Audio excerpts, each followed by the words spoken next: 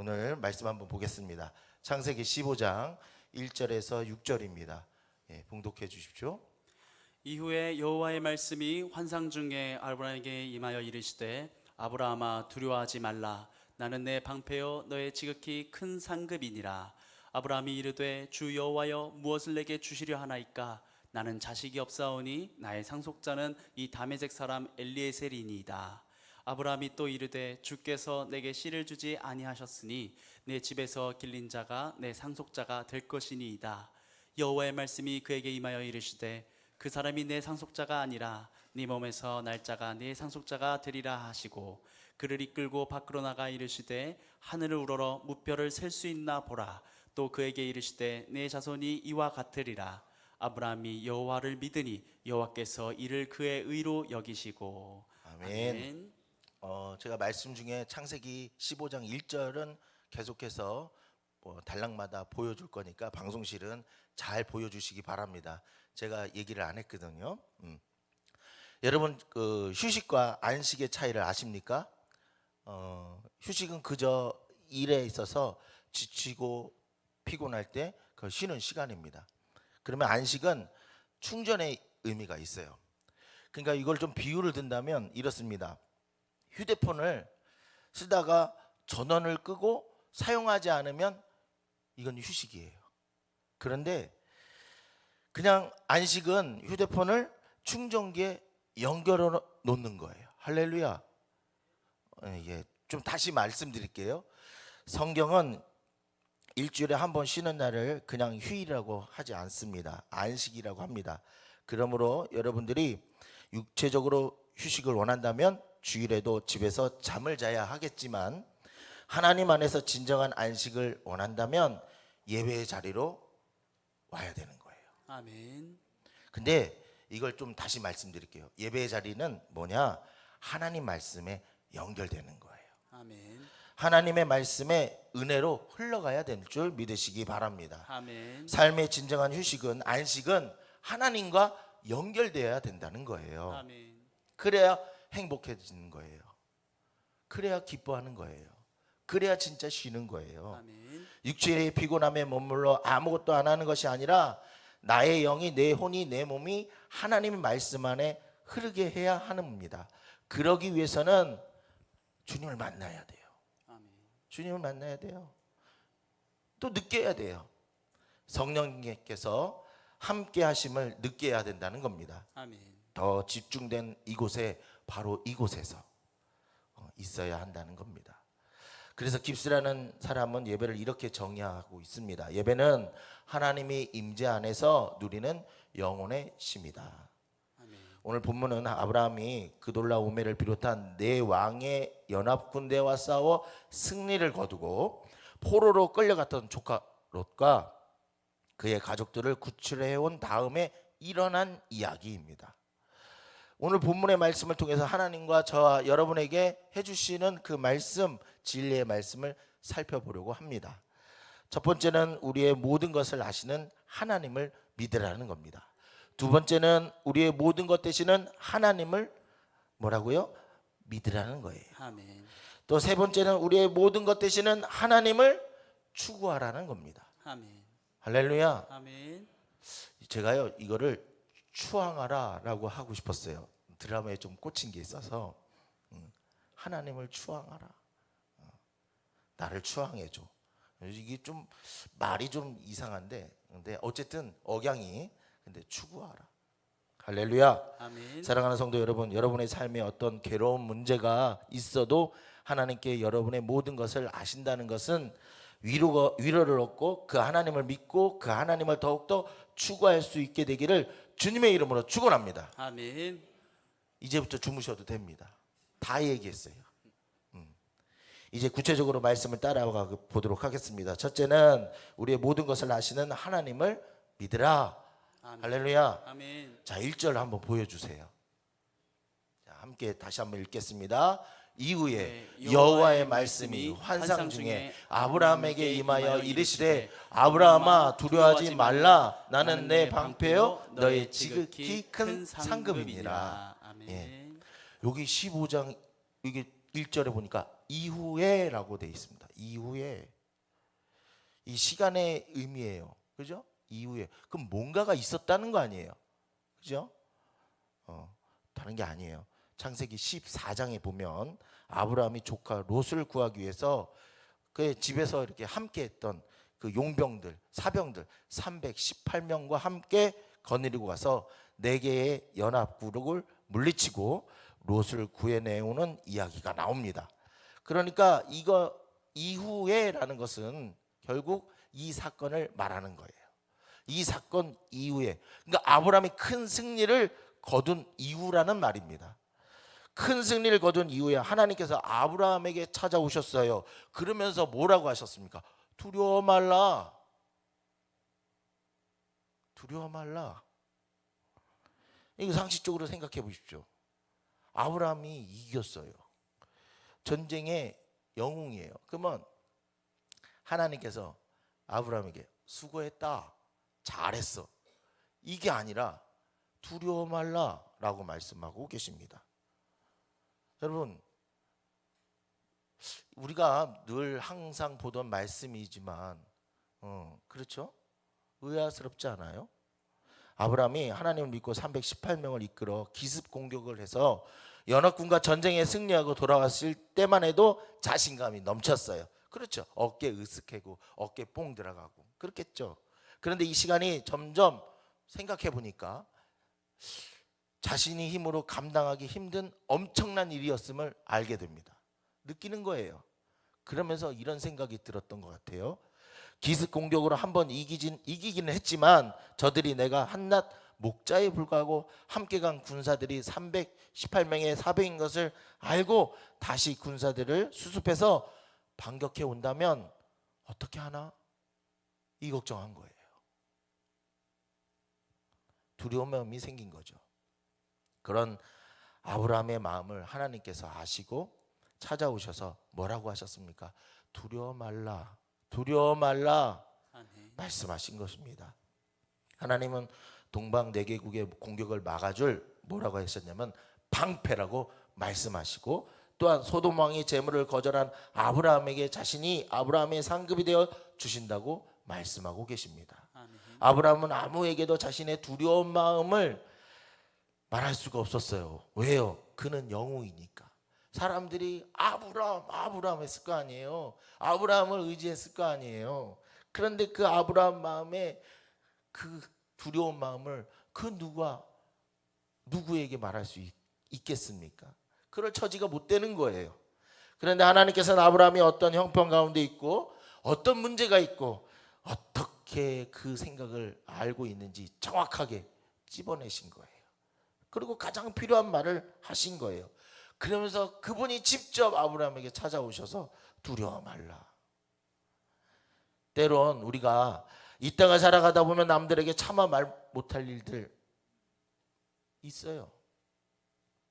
때로는 사람들로부터 오해사고 좋지 못한 말을 들을 때도 있어요. 때론 다른 사람들이 우리의 진심을 알아주지 않아서 속상할 때가 있어요. 하지만 그때 우리가 기억해야 할 사실은 사람들은 우리들을 몰라줘도 하나님은 나를 아신다라는 것을 기억하시기 바랍니다. 아멘. 그 김진호 목사님, 오래된 건데 1974년에 감옥에 있을 때 몸을 다친 적이 있다고 합니다. 그때는 그런 거 있잖아요. 암울했잖아요. 민주주의가 이렇게 이루어지지 않았고 정보부에서 고문을 많이 해서 옆구리를 다쳐서 숨을 쉬면 바늘로 찌르는 것 같은 통증이 와서 숨을 쉬는 것이 힘들었다고 합니다. 잘 먹지도 못하고 하니까 몸무게가 한 37kg뿐이 나가지 않았다고 하더라고요. 고생한 거죠. 그런데 그곳에서 이 목사님이 말씀 하나를 붙들고 갔는데 그게 뭐냐면 욥기 23장 10절인데 나의 가는 길을 오직 그가 아시나니 그가 나를 단련하신 후에 내가 정금같이 나아오리라. 아멘. 아멘. 아마 PPT가 준비되어 있는데 이게 아마 제가 보여주세요 이걸 얘기를 안 해서 그런 것 같아요. 한번 보여줄 수 있어요? 없으면 넘어가고요. 없대요. 그래요. 좀 억울합니다.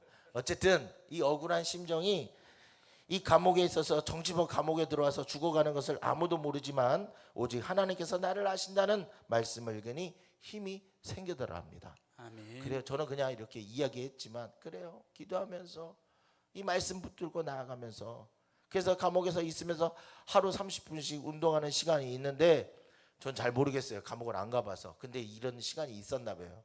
감옥에서 채소도 제대로 주지 않고 해서 영양실조가 와서 담 밑에 난 토끼풀인 클로바를 뜯어먹고 운동장을 달리면서 나의 가는 길 오직 그가 아시나니 그가 나를 단련하신 후에 내가 정금같이 나오리라 하면서 말씀을 암송하면서 그러면서 그 감옥 생활을 보냈다라는 거예요. 그러면서 그가 그렇게 정금과 같이 단련한 후에 한국교회의 그래도 대표적인 목사님이 되지 않으셨어요? 여러분 뭐 이것저것 찾아보시면 이 목사님 선한 영향력을 끼치는 것을 보게 되지 않습니까? 여러분 그렇습니다.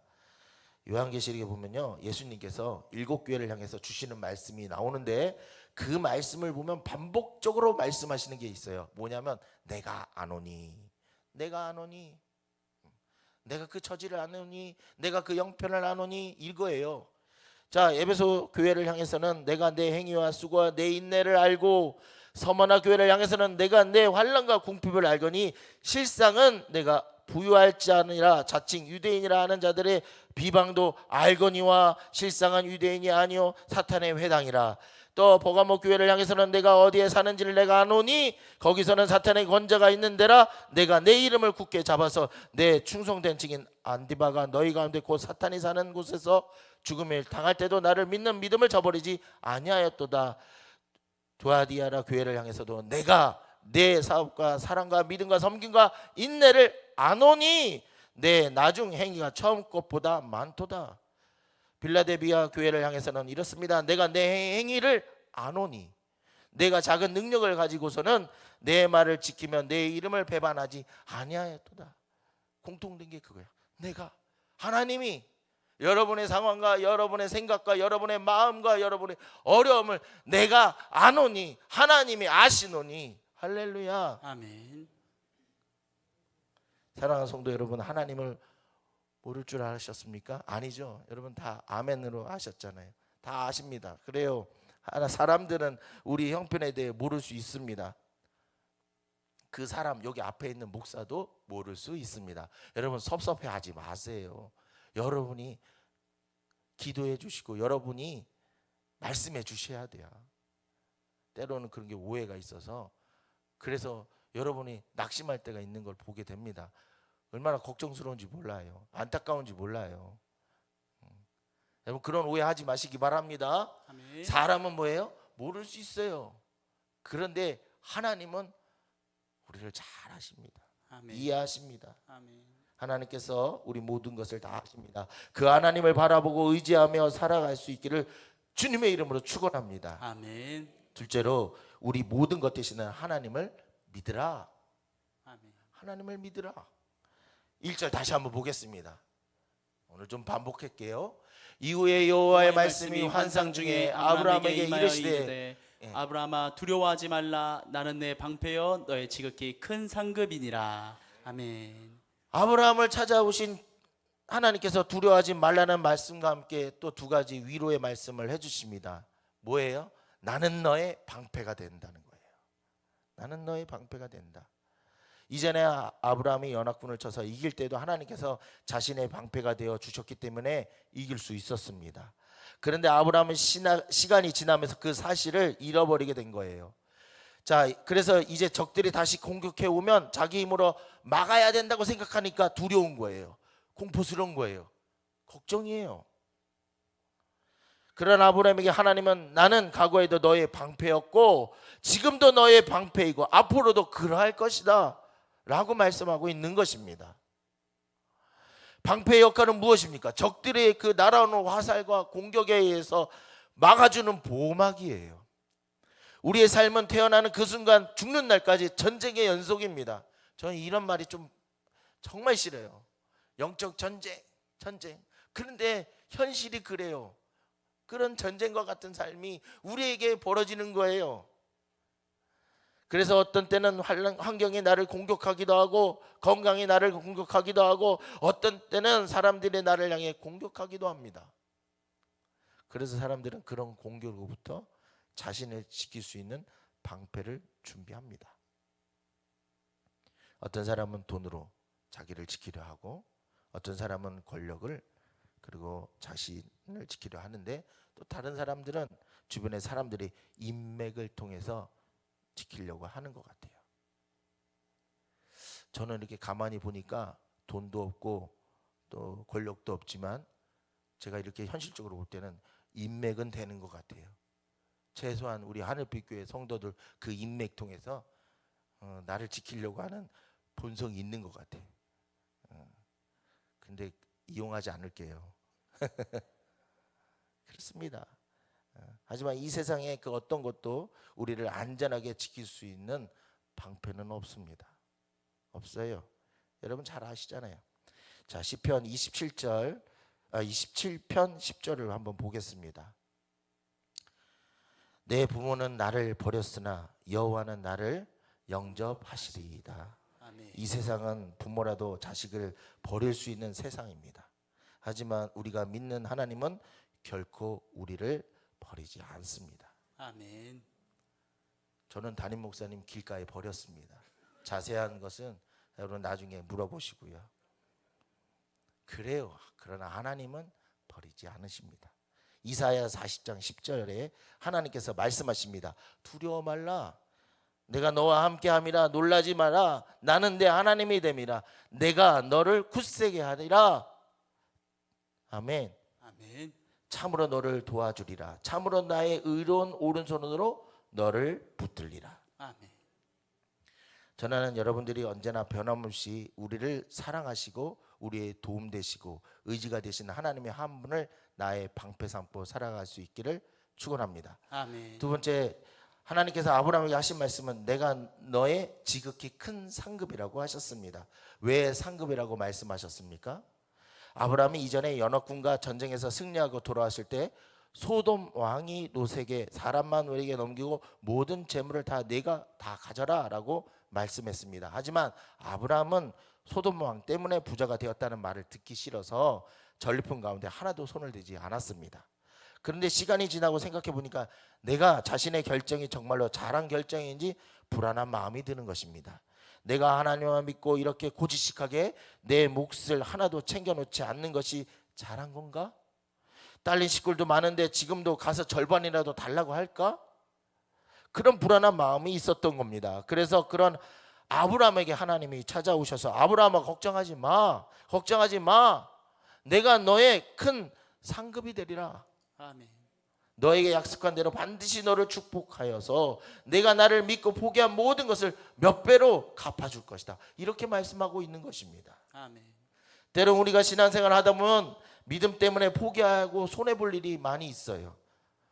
학생들은 시험 기간에 되어도 주일이면 예배를 드리는 것이 갈등이 됩니다. 다른 친구들은 주일이면 학원이나 도서관 가서 열심히 공부하고 있는데 내가 이렇게 예배를 드리고 있는 것이 잘하고 있는 건가? 이렇게 묻고 있어요. 여러분 정답은 뭡니까? 그들도 역시 공부 안 해. 직장을 다니는 분들은 이 회사 생활과 인간관계를 위해서 때로는 회식 자리에서 술 한 잔도 하고 1, 2차 같이 따라다니기도 하면서 예수님을 믿는다는 이유로 거절하고 눈밖에 나게 되며 진급에도 영향을 받지 않을까? 여러분 걱정하지 마십시오.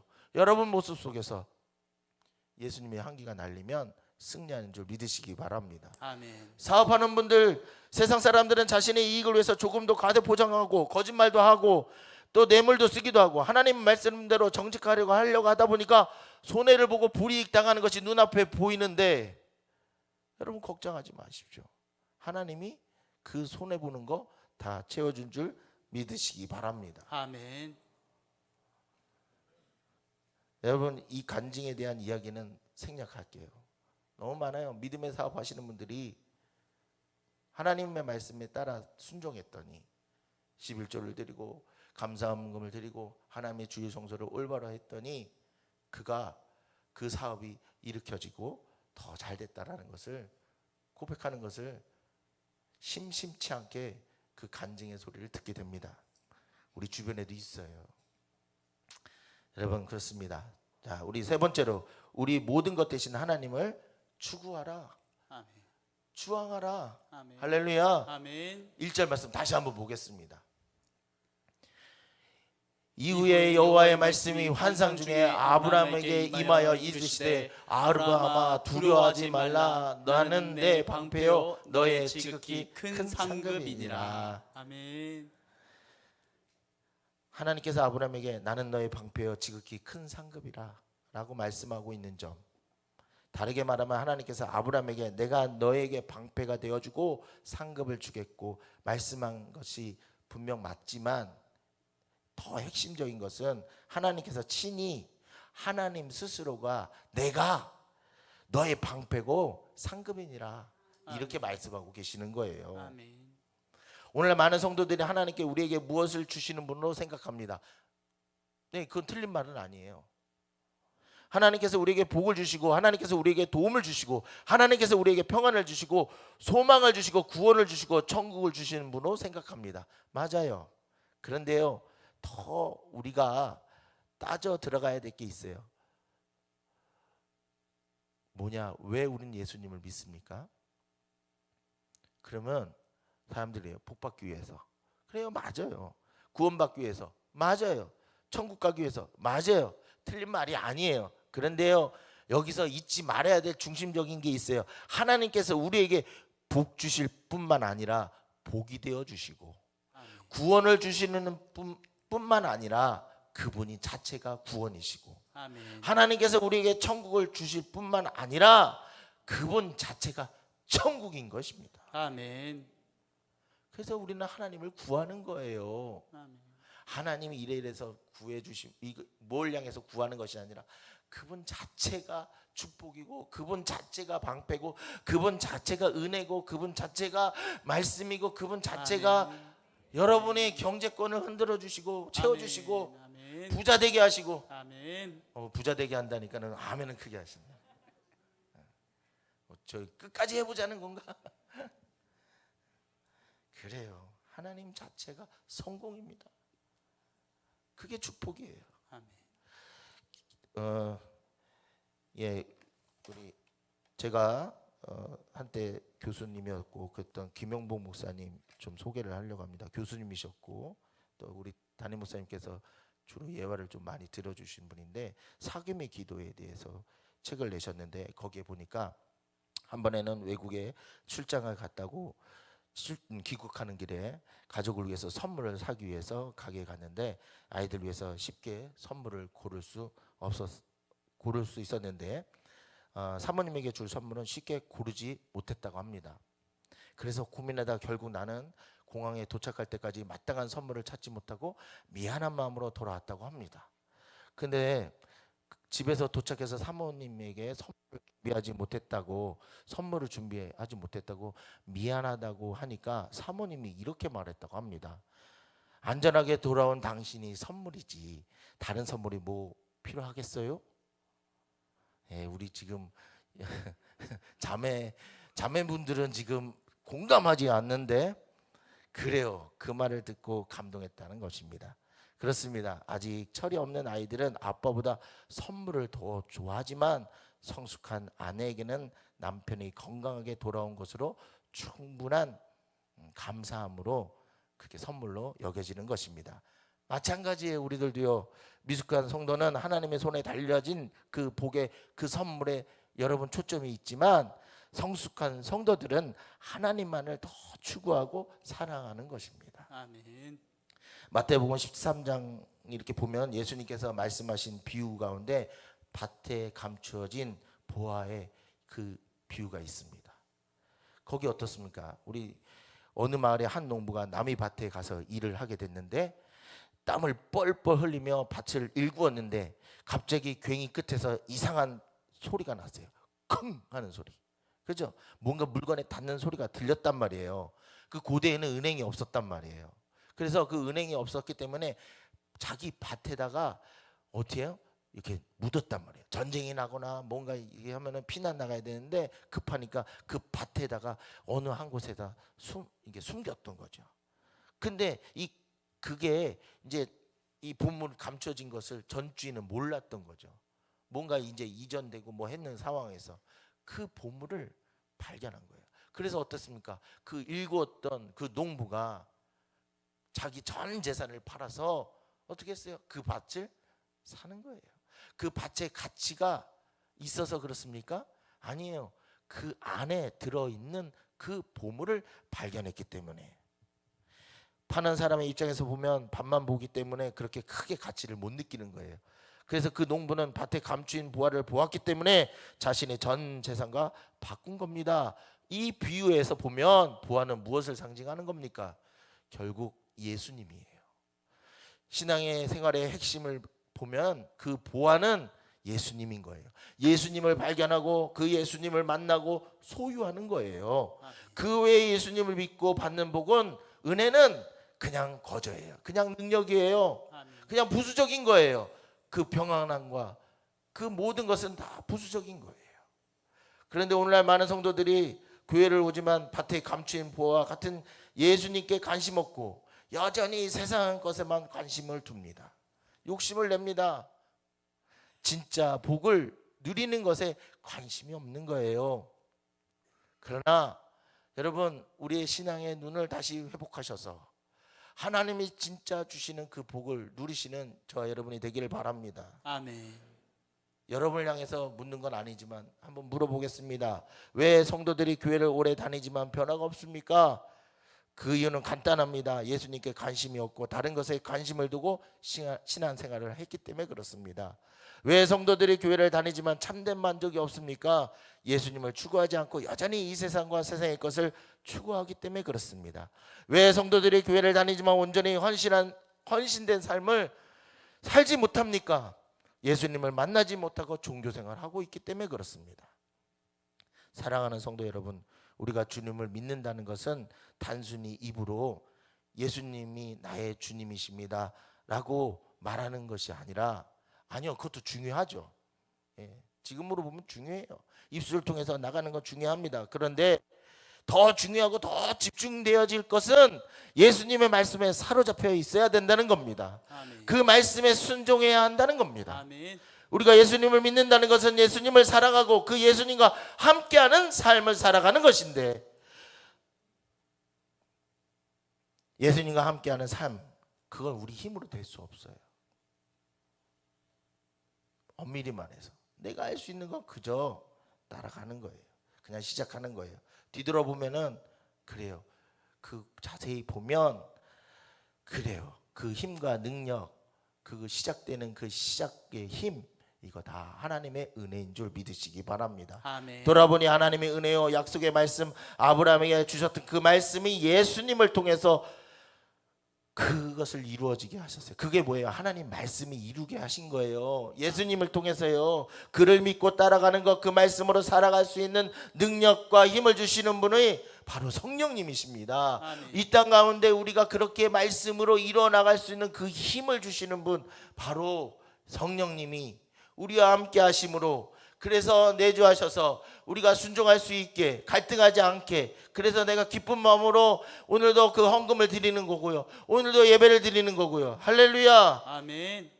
그 기쁨과 그 소망이 우리에게 임하기를 오늘 우리가 이 예배를 통해서 회복되어진 줄 믿으시기 바랍니다. 아멘. 교회를 통해, 이 예배를 통해 한 발 한 발 나아갈 때 여러분 격려하고 서로를 위해서 외롭지 않게 또 격려하면서 하늘을 향해, 서로를 향해 기도할 때 이 땅에 매여 있는 것도 우리를 향한 환난과 어려움과 근심이, 걱정과 그 방패로 인해서 다 막아줄 수 있도록 우리가 그 말씀을 믿으며 바라보며 나아가는 것, 그것이 하나님을 사랑하는 것이요 예수님을 사랑하는 것인 것을 믿으시기 바랍니다. 아멘. 다윗은 이렇게 고백합니다. 시편 27편에 내가 여호와께 바라는 한 가지 일, 그것을 구하리니 곧 내가 내 평생에 여호와의 집에 살면서 여호와의 아름다움을 바라보며 그의 성전에 사모하는 그것이니라. 아멘. 시편 73편은 또 이렇게 고백합니다. 하나님께서 가까이 함이 내게 복이라. 내가 주 여호와를 나의 피난처로 삼아 주의 모든 행적을 전파하리이다. 아멘. 하나님을 가까이 함이 내게 복이라.